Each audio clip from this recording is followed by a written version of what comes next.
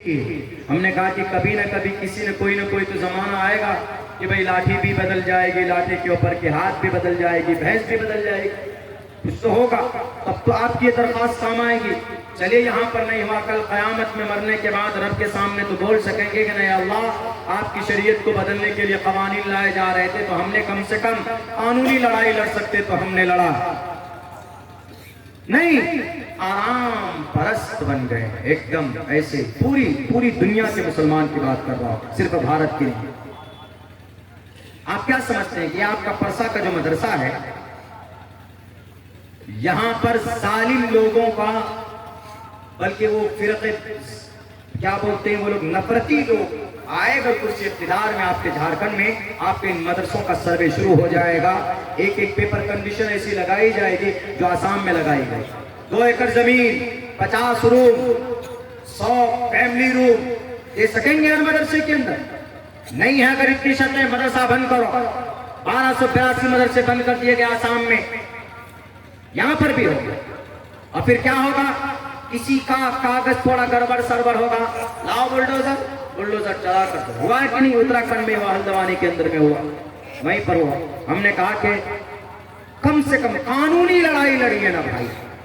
कानूनी लड़ाई लड़ने की परमिशन है आपके पास।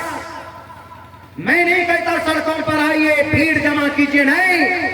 हाई कोर्ट जाइए, सुप्रीम कोर्ट जाइए। पैसा नहीं है, चंदा कर लीजिए, कौम से मांगे 1-1 रुपए। अगर आपने हरकत नहीं की, कौम के दानिश्वरों, कौम के पैसे वालों, मेरी उम्र 30-35 साल है, मैं भी देखूंगा यहां का नजारा क्या होता है भारत के अंदर। अगर आपके मदरसे एक स्टेट में ताले नहीं लगाए गए, पिछली जुमा ये 1 रोज पहले की जो जुमा थी हल्द्वानी के अंदर, क्या उत्तराखंड में जुमा की नमाज नहीं हुई? बाज़ाब्ता मना कर दिया कि जुमे की नमाज नहीं होगी। क्यों? हालात खराब है। कभी हालात खराब का बहाना, कभी दफा 144 का बहाना लगाकर आपके कुरान से, आपकी शरीयत से आपको दूर कर देंगे। उस वक्त क्या कीजिएगा? इसीलिए मैं कहता हूं कि नॉलेज जरूरी है, अपनी शरीयत के तई बेदार होने की जरूरत है। हम लोग समझते छोटी बात है।